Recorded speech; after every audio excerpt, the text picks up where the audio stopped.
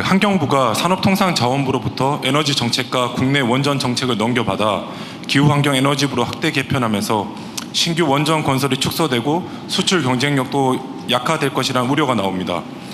김성환 환경부 장관도 신규 원전 증설은 공론을 듣고 판단해야 한다는 의견도 있다고 공개적으로 밝히면서 탈원전 해기가 아니냐는 우려도 나오고 있습니다. 대통령님의 생각이 궁금합니다. 네, 저도 이 기사를 봤는데 제가 안 그래도 김성환 장관한테 물어보려고 그래요. 근데 내용을 자세히 보면 이제 안 한다는 얘기가 아니고 데이터 센터에 예를 들면 인공지능 적용하거나 데이터 센터를 설치하거나 이런 데 엄청난 전력이 필요하다. 그러니까 원자력 발전소가 필요하다. 이렇게 얘기하잖아요. 그렇다죠. 근데 이거 기본적으로 맹점이 있어요. 원자력 발전소 짓는데 최하 15년 걸립니다. 원자력 발전소 짓는데 15년 걸리고요. 원자력 발전소 질 데가 없어요. 딱 한 군데 있어요. 지으려고 하다가 만대. 그것도 한 개 있어요. 근데 거기도 지어서 실제 가동하려면 15년 걸려요. 15년. 지금 SMR이라고 이제 소형 원전, 소형 모듈러 원전이라고 그러죠. 그건 기술 개발은 아직 안 됐죠. 근데 지금 당장 엄청난 전력이 필요한데 그 전력을 가장 신속하게 공급할 수 있는 에너지 시스템은 태양광, 풍력 같은 재생에너지입니다. 화석 에너지를 쓰려고 그러면 그건 이제 소위 탄소 제로, NDC 이런 것 때문에 추가로 화력 발전소 건설할 수가 없어요. 현실 실현 가능한 방법은 재생에너지예요. 풍력, 태양광. 그래서 거기 우리는 집중할 거고 이제 거기 태양광, 재생에너지 산업을 이제 대대적으로 키워야죠. 인프라도 깔아야 되고 전력망도 깔아야 되고. 김성환 의원은 그 얘기를 한 거예요. 이게 저는 아까도 말씀드렸지만 무슨 정책을 놓고 이념 전쟁을 하면 안 된다. 저는 철저히 실용주의자인데 저도 안 그러겠지만 상대 쪽도 안 그랬으면 좋겠어요. 깨놓고 한번 얘기를 합시다. 10년 지금 당장 시작해도 10년이나 돼야 질동말동인데 그게 대책입니까? 지금 당장 풍력 발전에 뭐 태양광 이건 1, 2년이면 되는데 그걸 대대적으로 건설해가지고 그 방향으로 가야지. 무슨 원전을 지어요. 그 얘기를 한 거예요. 저는 에너지 믹스가 필요하다고 생각하죠. 원전도 있는 거 써야죠.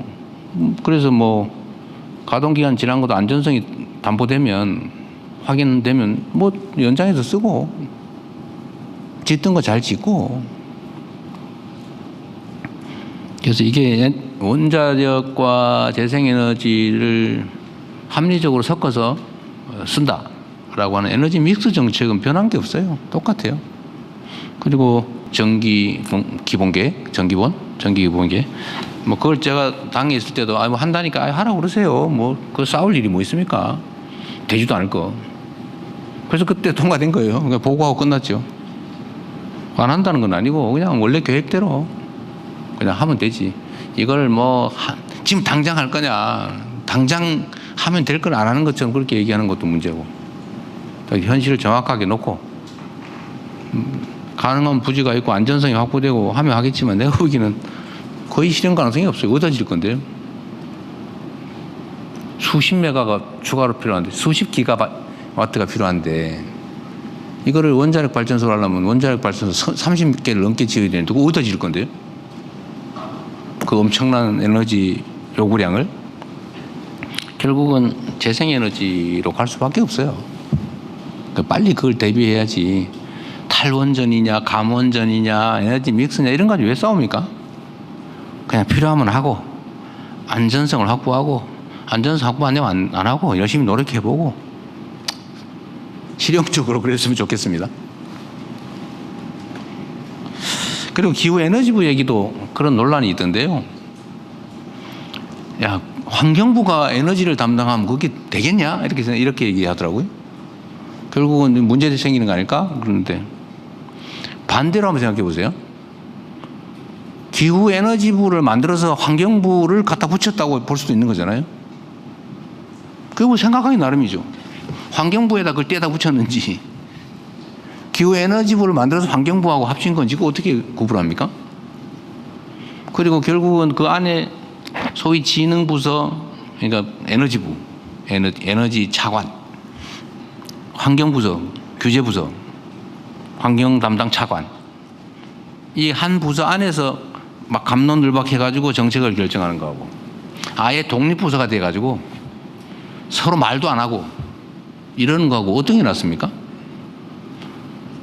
심지어 그 얘기도 하던데 국무총리가 뭐 권한이 커져서 좋겠다 뭐 그런 얘기도 하던데 원래 각 부처는 국무총리가 통할하는 겁니다.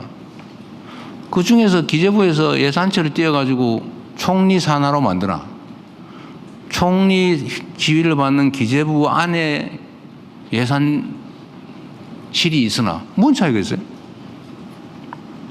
예, 그거를 분절적으로 대립적으로 보지 않으면 좋겠다는 생각이고요. 모든 국정은 최종적으로는 대통령 관할 하에 전부 다 피라미드처럼 되어 있는 거예요. 어디서 갈라지느냐? 그럼 여기서 부처 안에서 갈라질 수도 있고 부처 단위로 갈라질 수도 있고 대통령 안에서 통합될 수도 있는 거죠.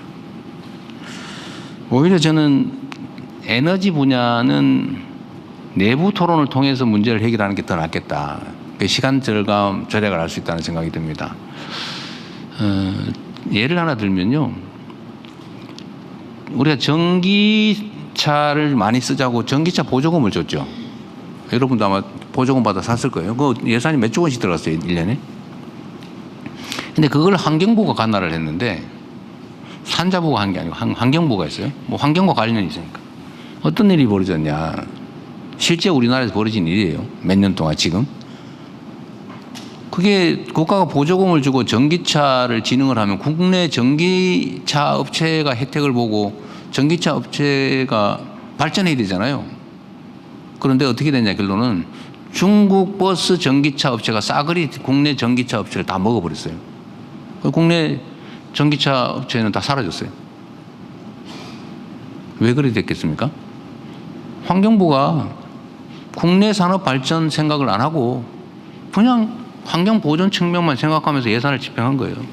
산자부는 당연히 그걸 지적을 했어야죠.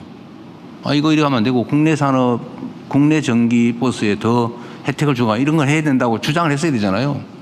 뭐 했는지 안 했는지 모르겠는데.